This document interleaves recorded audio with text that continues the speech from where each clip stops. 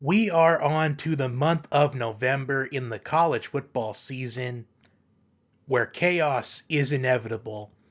No team is safe. I am Johnny Sports Network, here to provide you with my Week 10 college football predictions. And what a season it has been so far. Going into the season, I did declare that this season was going to be a very unique season and one for the history books. With conference realignments, with this being the first season of the new 12-team college football playoff, the new format for the college football playoff. With this new format, we have so many teams still in the running for a spot in the college football playoff.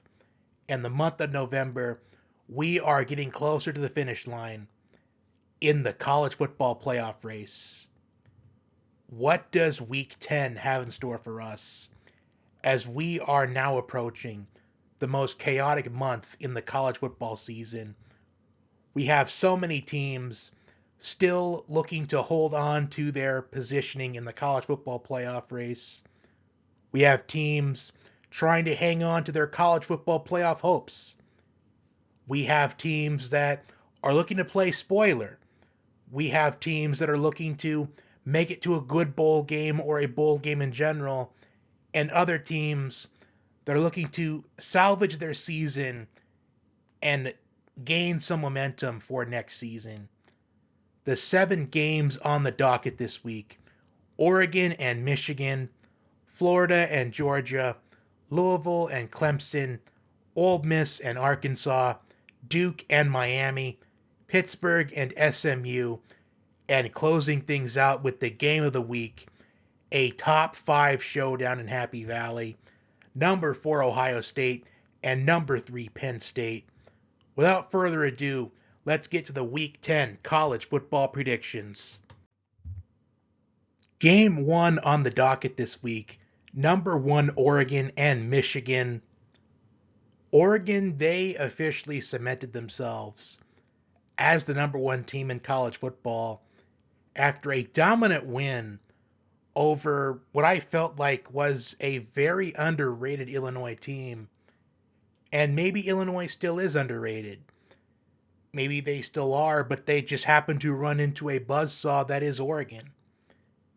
Oregon did struggle in their first 2 games of the year against Idaho and Boise State. But Oregon struggling against Boise State, I do feel like is understandable when you look at how Boise State has done throughout this entire season. But ever since week 3, this Oregon team has been playing on a completely different level. They have the best win of the season so far against Ohio State. Quarterback Dylan Gabriel is 8th in the FBS in passing yards with 2,371 on the year. Oregon scores an average of 35 points per game, 24th in the FBS. Oregon only gives up 15.62 points per game on average, 10th in the FBS. And Oregon only gives up 297.2 yards per game, 12th in the FBS. While Michigan, how they're going to pull off this upset, the odds are clearly stacked against Michigan. This is a down season for Michigan, which was expected after seeing most of the coaching staff leave, after seeing a majority of their players from last year's national championship team leave for the NFL.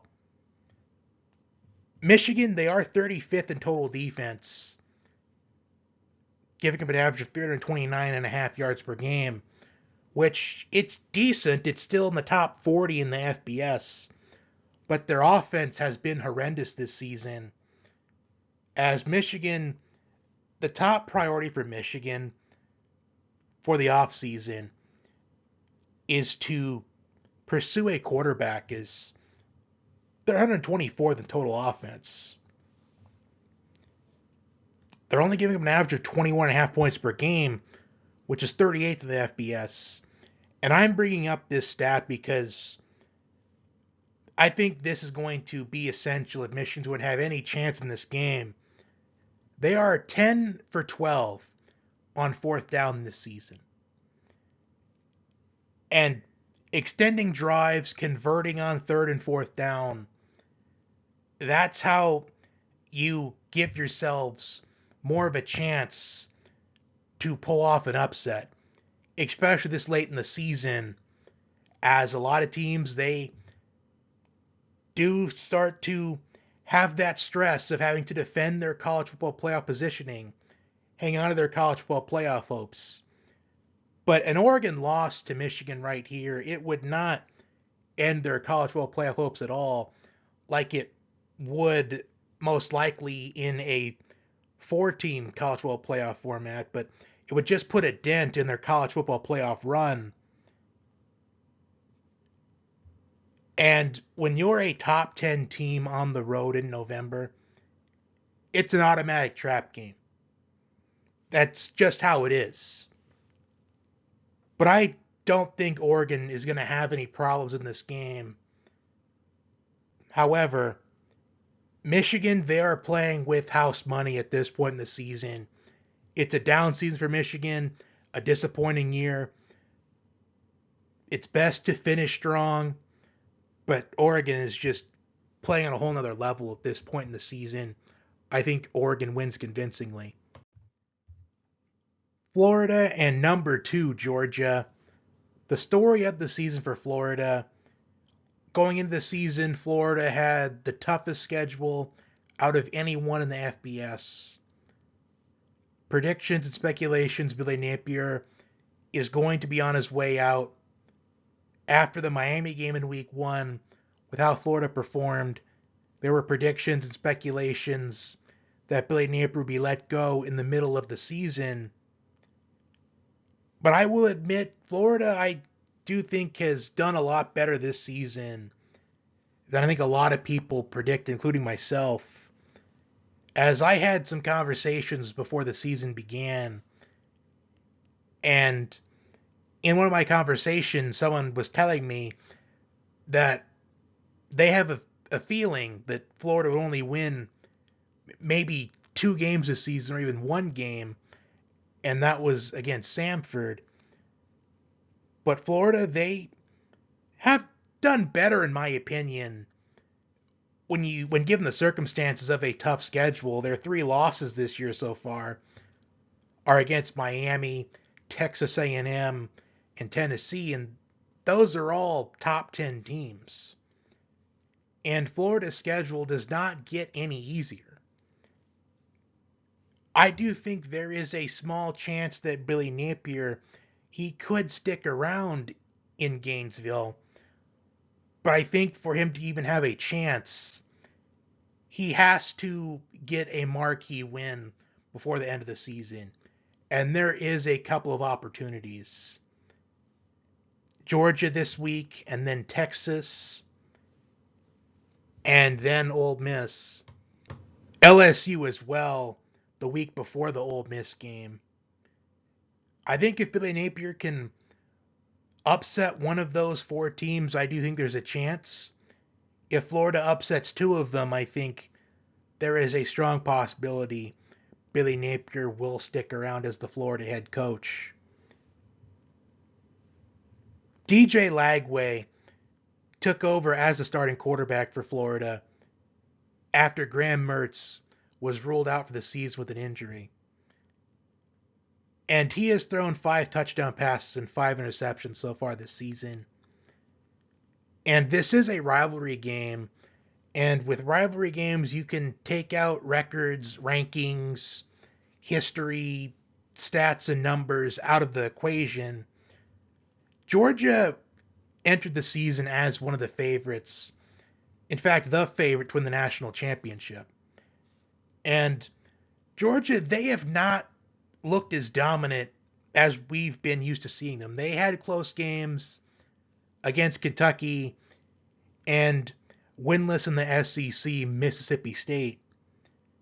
However, they're still pretty good defensively. They're still 13th scoring defense, only give an average of 16.86 points per game.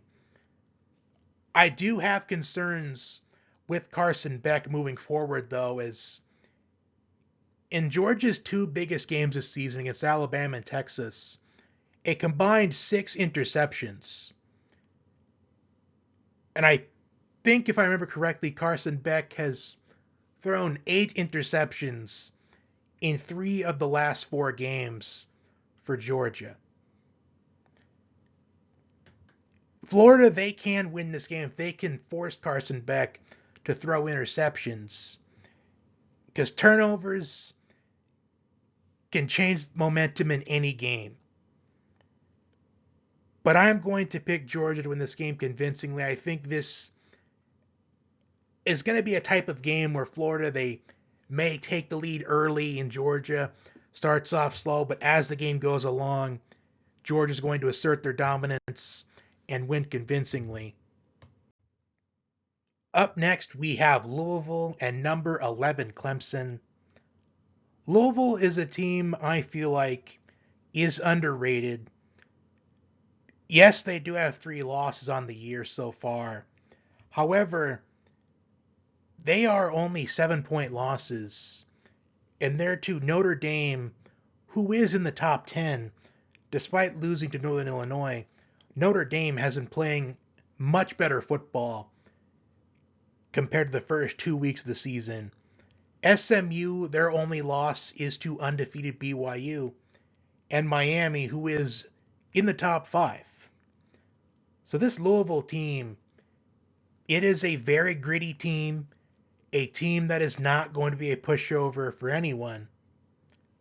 Quarterback Tyler Shook, he's 9th in the FBS in passing yards with 2,348 on the season. And Louisville, they are 15th in total offense, averaging 460 yards per game. Clemson in week 1 against Georgia, they lost 34-3. However, they were in that game in the first half and some of the third quarter, but then Clemson just let that game get away from them. And there were a lot of question marks about how Clemson was going to respond, losing to the magnitude of an opponent that Georgia is at the very beginning of the season. How will they respond? And they have responded really well. And you have to give Clemson a whole lot of credit, because playing an opponent like Georgia to start the season, and you lose the way that you did, losing by 30 plus, they could have easily just given up on their season and just let that be a season breaker for them. But I think part of what gave Clemson the motivation is the fact that it's a 12-team playoff, and to make the college football playoff, essentially all you got to do is win your conference championship and you get a first-round bye. I do think that 12-team playoff and the new college football playoff format, I think that gave Clemson some motivation, and it gave Dabo Swinney something to motivate the team for. It gave him some motivation for performing well after week 1 and not let that be a season breaker for them, because a lot of teams in the past, they have let that happen. Just let it be a season breaker for them. But ever since the Georgia game, Clemson is averaging 48.5 points per game. Overall, they are 4th in scoring offense, scoring an average of 42 points per game. They are 5th in total offense, averaging 490.4 yards per game. And Clemson has been dominant against everyone they have played against since Georgia. And Clemson, they're just outside of the top 10 in the rankings right now. I do think that Louisville, I do think they are gritty enough of a team to make this a game with Clemson. I think Louisville, they do have the offense to keep Louisville in this game and make this a close game. But at the end of the day, I think Clemson, the very least, I think wins a close one. This could be a game where we see Clemson start off fast in this game and they're up 14-0, 21-0, but then We see Louisville score a couple times to make it a game, but then Clemson starts to pull away a little bit. Then maybe Louisville, they rally and make it a closer game than what it would be. But I think it's just hard to pick against Clemson with the way they've been playing ever since week one. I am going to pick the Tigers. Up next, we have number 19 Ole Miss and Arkansas. An Arkansas team that, like Louisville, I do think is underrated despite losing 3 games so far this season. And I have mentioned it before, but turnovers is why Arkansas does not have a better record than what they have. In Arkansas's 3 losses, 3 turnovers in each of those games.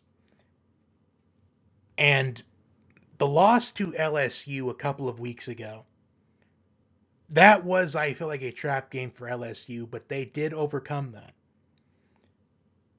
Arkansas, they were very competitive in that game, but they let the game get away from them, mainly with turnovers.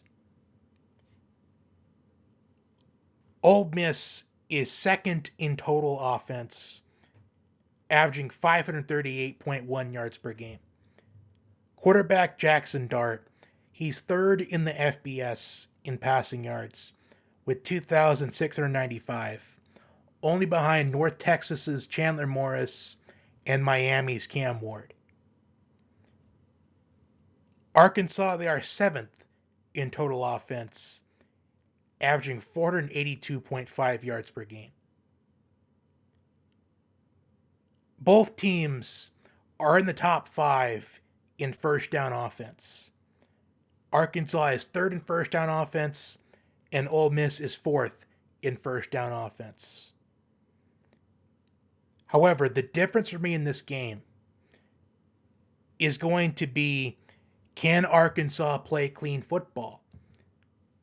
As I feel like it is simple. I do think if Arkansas plays clean football, I think they pull off the upset.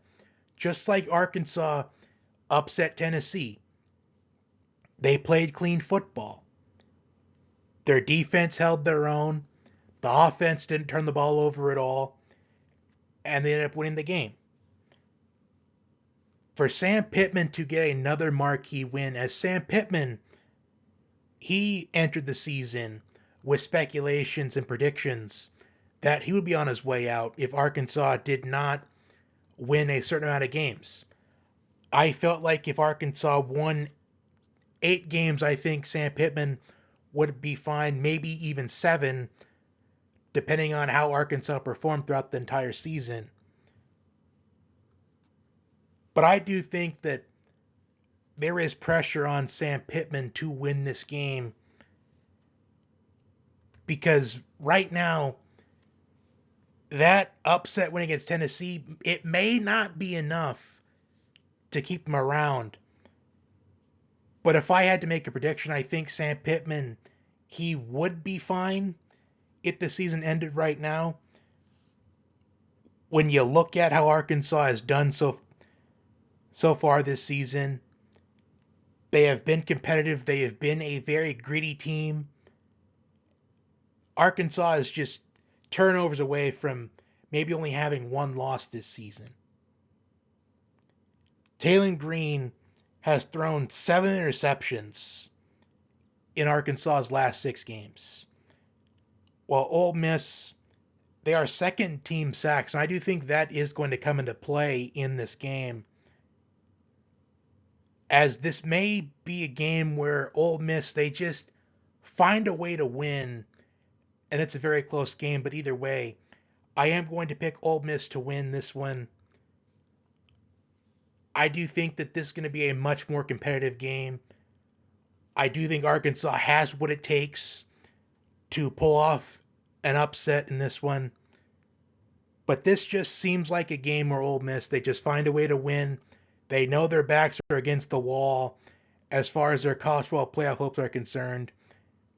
And they do overcome this trap game and win. Duke and number 5 Miami.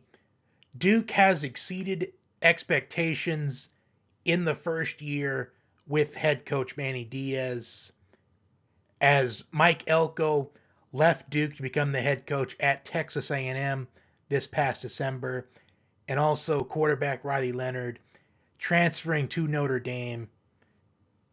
And Duke only has 2 losses on the season so far, which that isn't bad for a first-year head coach.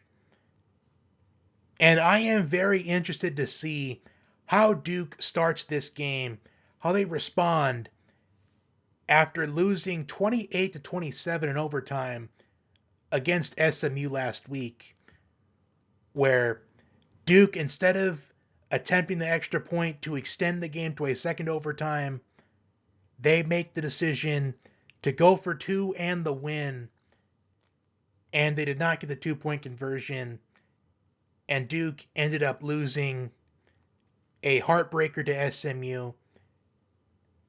And how will they respond going on the road to take on Miami, where Cam Ward is second in the FBS in passing yards with 2,746 on the year. Miami's first in scoring offense, averaging 46.8 points per game. They are first in total offense, averaging 560.8 yards per game. First in third down conversion percentage, converting on third down 59.8% of the time. And Miami is 14th in total defense, only allowing an average of 298.9 yards per game. I do think Duke, they have a chance in this game of pulling off the upset, because Miami's defense, they have been giving up quite a bit of points as of late. They did only allow 14 points against a Florida State team that has been really disappointing this season, as Florida State is not bowl eligible, as they will not have a bowl game this season, just one season after just missing the playoff. In the 3 games before Florida State last week, against Virginia Tech, they allowed 34 points.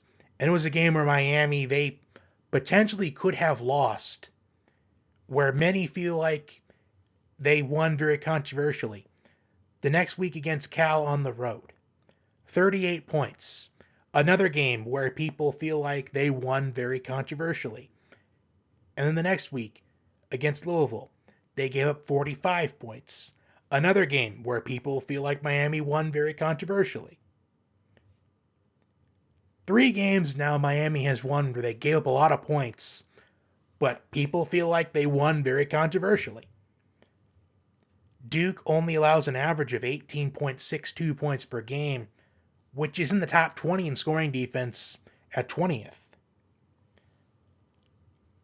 This Miami team, I do think, reminds me of the Miami team from, I think it was in 2017 or 2018, whichever year it was, where Miami started the season 11-0.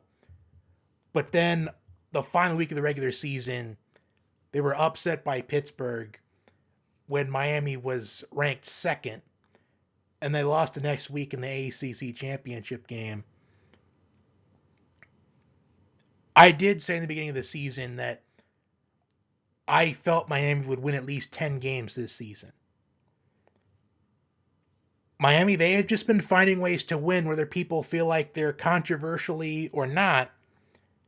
This just feels like a game where Miami gives up quite a bit of points, but they find a way to win. And that's a big reason why I have Cam Ward as my Heisman frontrunner right now. As Cam Ward, he has found ways to win. He's found ways to make plays when it matters, and I think it happens again. I think Miami, they do get the win. Up next, we have a matchup of 2 teams that have flown under the radar this season and have exceeded expectations. And they are just 2 of the many teams that have been surprises in this college football season. Number 18 Pittsburgh and number 20 SMU. And before I move on any further, I do want to say I feel really bad for both of these fan bases. Because if Ohio State and Penn State was not this week, there is no doubt that this would be the college game day game of the week.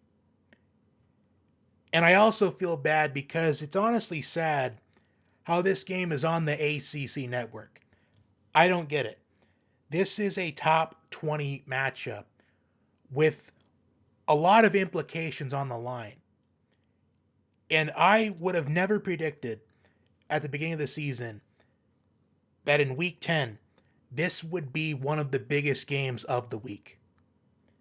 And this game is going to be a barn burner, in my opinion, as these are two teams that match up to each other really well, and they are pretty much even to each other.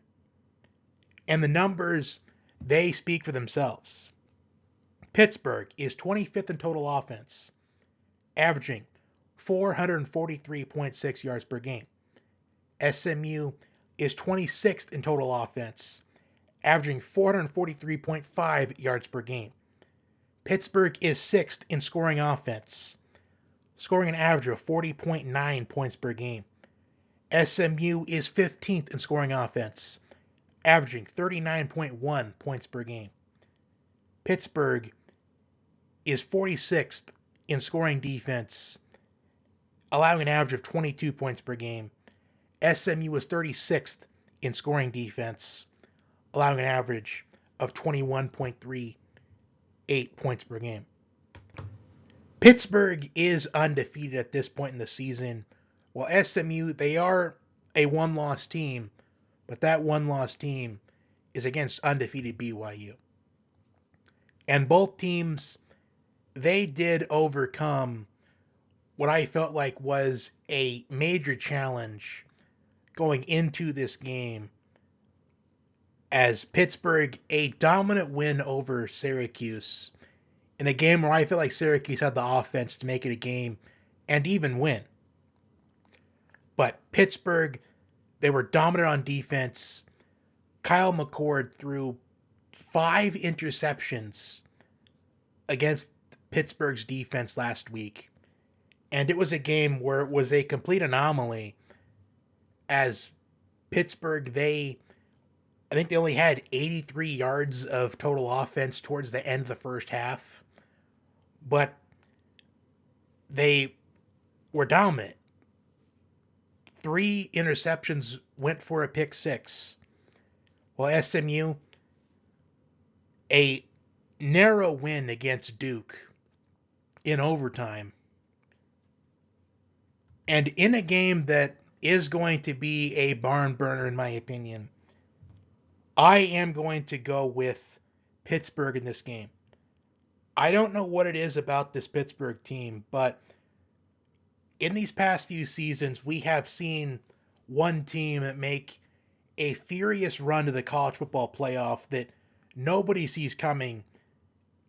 And this season, I do think one of those teams is this Pittsburgh team as a prime candidate for that. Because I don't know what it is. Pittsburgh and Indiana, those are two teams that remind me a little bit of 2022 TCU. And I do think Pittsburgh wins a game that is going to be a barn burner, a back and forth game. I don't like how this game is on ACC Network. I just think it's sad and it's bad for college football. But it is what it is, though. This is going to be a good game, and I can't wait to see this game go down. I do like Pittsburgh in this game because I have seen Pittsburgh be able to rally more and overcome adversity more than I have SMU. Closing things out with the game of the week, number 4 Ohio State and number 3 Penn State. And the odds continue to be stacked against Penn State going into this game.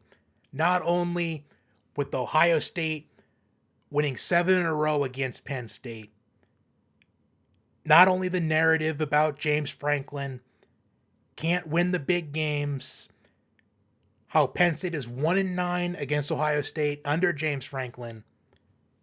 Starting quarterback Drew Aller It is looking like he's going to be a game-time decision for this game with a lower body injury. He left the game against Wisconsin last week. Backup quarterback Bo Pribula, he went 11 for 13 for 98 yards and a touchdown pass in relief against Wisconsin. He also had about 28 rushing yards in that game. But Penn State, I do think, is going to be in a lot of trouble if Drew Aller is unable to go in this game. And I do think they are in trouble offensively, even if Drew Aller does play in this game, because there's no question he's not 100% going into this game. Ohio State, they're 11th in scoring offense, averaging 40.3 points per game.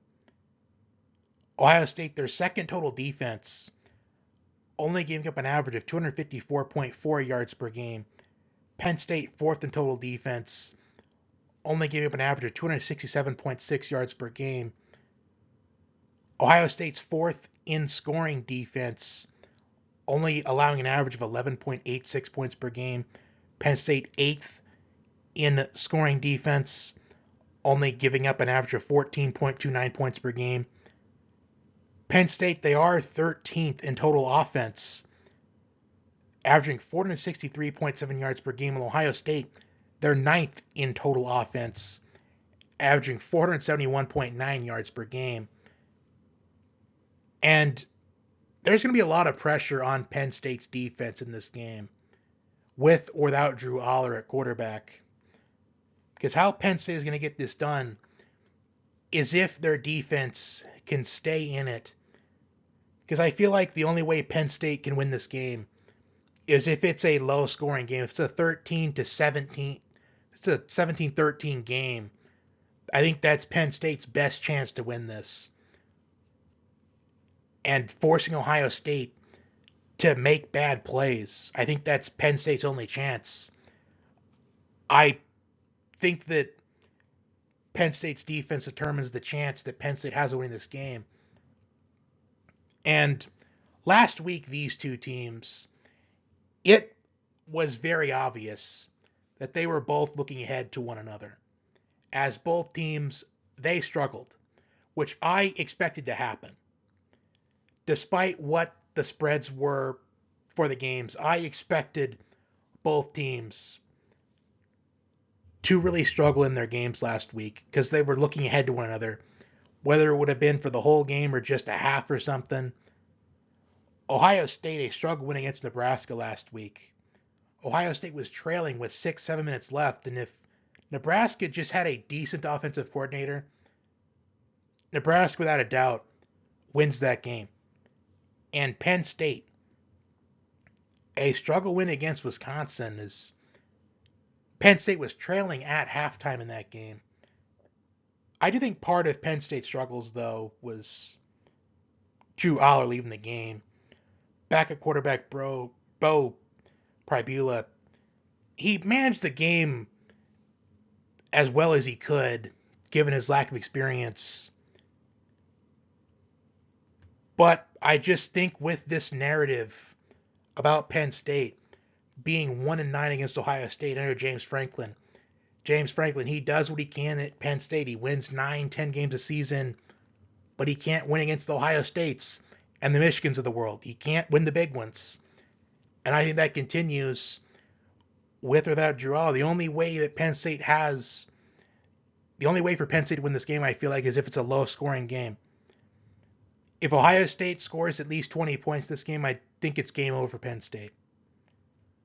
Because no matter who's at quarterback, whether it's Drew Aller, because there's no question he's not 100% in this game, or if it's Bo Pribula,